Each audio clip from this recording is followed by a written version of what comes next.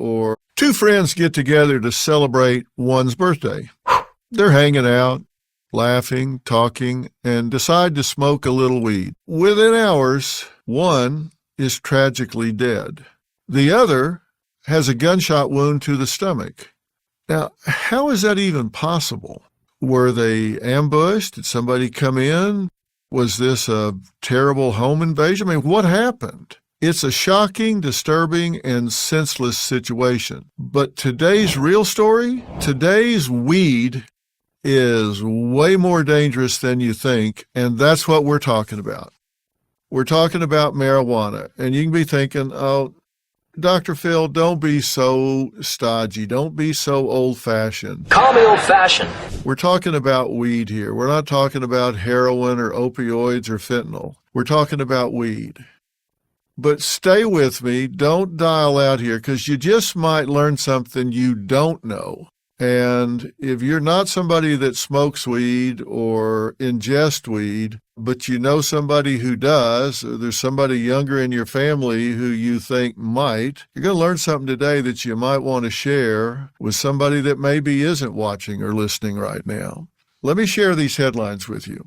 Beloved female pharmacy student, 26, shot and killed by friend who got paranoid after smoking weed together. Pharmacy student was allegedly killed by friend who became paranoid after smoking marijuana. So what happened? Police say 26-year-old Ariel Spillner was shot and killed by her friend Jamaica Mills after they smoked marijuana and became paranoid. Let's take a look at the criminal complaint. Mills told investigators that she and Ariel smoked weed together, and both of them just started getting paranoid. Mills told police that in her paranoid state, she thought Ariel was going to stab her with scissors. So she went into her room, grabbed her gun from her bed. Ariel then allegedly made a hand motion, and Mills fired, shooting her friend in the chest and killing her. But that wasn't the end of it.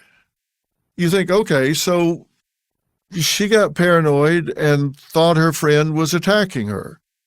Obviously, in a different frame of mind. She wasn't being rational at the point. This was her friend. They weren't having an argument. They weren't in a fight. Something changed her state of mind. Something altered her perception. And she shot her friend in the chest. But then she shot herself in the abdomen. Now, just stop for a second and hang with me here. Think about how much you would have to be out of your head to be sitting with a friend and all of a sudden go pick up a gun and not only shoot her, but shoot yourself. Think how far you would have to deflect from normal to do that. Imagine that in your mind, how much you would have to change from your state of mind right now as you're listening to me. How much would have to change for you to do that? You can't even imagine it, can you? Something dramatic would have to happen. Something dramatic would have to change in your thinking, your brain, something for you to shoot your friend and then shoot yourself. Well, what was that dramatic thing? Mills later told police that Ariel never threatened her, that she never actually saw any scissors, and that she didn't intend to kill Ariel. The complaint says Mills was found nude at the scene, and that when they got there, she was still fighting. She was fighting the first responders and the hospital staff. And she is charged with first-degree reckless homicide. That's kind of debate. You would think, well, yeah, she killed somebody, and then she was combative with people that were trying to help her. But then think about this. She also shot herself. So you would think, is this insanity? What's going on? Now, tragically, this isn't the first time I've heard a story like this. Last year, you might remember, if you've been following me, I sat down with Bryn Spector. This story was everywhere. You had to be under a rock to not see this story. Bryn was a young woman who stabbed her friend, it was a guy, 108 times, killing him. during what they claimed was a cannabis-induced psychosis. Very similar stories. Mills shot herself. Bryn, after stabbing her boyfriend 108 times, turned the knife on herself. She stabbed herself something like 20 times, including in the neck and chest. She even stabbed the dog, for God's sakes. She stabbed herself, she stabbed him, she stabbed the dog. Both displayed extreme erratic behavior once police and ambulance EMTs arrived. Now, these stories happened in different cities using different weapons. What was the common denominator? Well, they both used the same legal drug with the same outcome. Somebody wound up dead. Study after study shows the dangers of cannabis. Just last month, an impact report in New York revealed nearly 1 in 5 teens in New York City, we're talking under 21, use cannabis. Marijuana poisoning cases have skyrocketed 56% among New Yorkers under 19.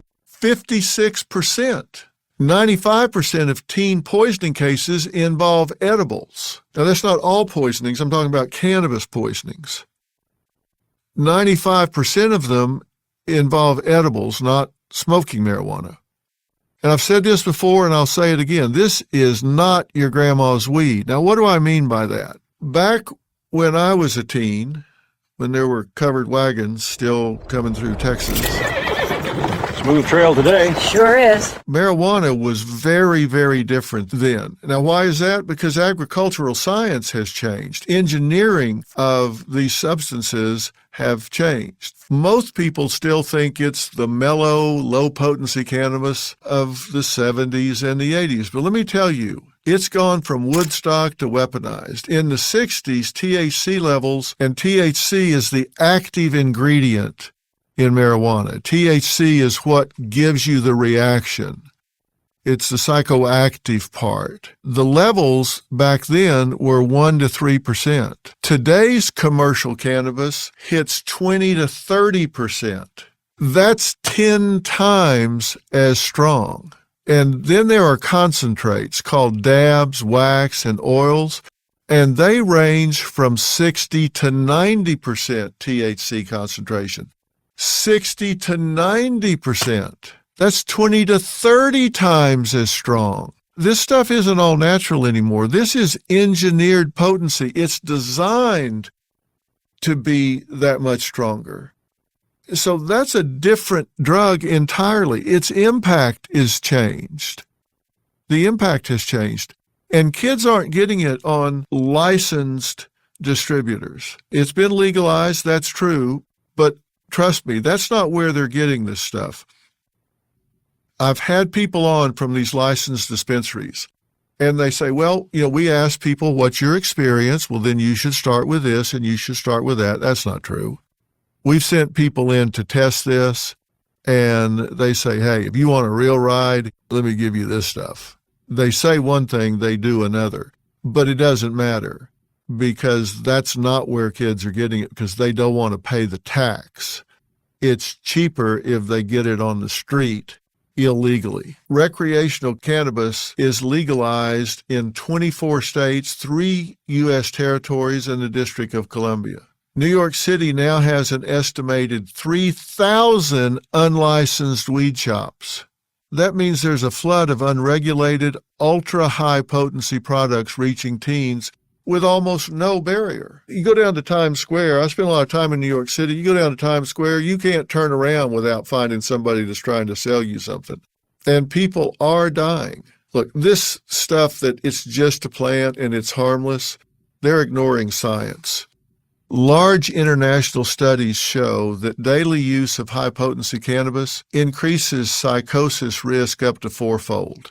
THC can trigger paranoia, hallucinations, panic, delusions, and other psychotic symptoms, especially in vulnerable individuals. Now, I don't want to overstate this, so let me put this in context. You are at much higher risk if you have a genetic predisposition for this. What do I mean by that? If somebody on your family tree has had a mental illness previously, they've had depression, anxiety, psychosis, schizophrenia, something like that. So you have the genetics for it. It doesn't mean that you have it. It's just that you have it in your gene pool. You're at much higher risk than if it's not in your family history. The problem is a lot of people don't even know that their aunt or uncle or grandparents maybe were predisposed to this or had a history of this. So you don't know that you're at higher risk for it. You can still have the reaction even if you don't have the genetic history, but if you do, you're at much higher risk for it. You might want to ask if you got an aunt or uncle that had a problem, because that means you're much more likely to have a bad reaction to THC concentrates. Now, between 2018 and 2023, there were 539,106 cannabis-related emergency room visits for people under 25. This is not just a fringe issue. This is not reefer madness. This is not some overreaction. This is a documented reality. And high-dose THC, it doesn't just change mood, it rewires fear. It overstimulates the amygdala, the part of the brain that detects threat. And the brain can start firing danger signals that aren't real. They feel real. And let me tell you, perception is reality. If your brain is telling you you're under threat, then you go into fight or flight reaction and your body starts behaving as though you're under a real threat, even though your grandmother can be sitting next to you knitting.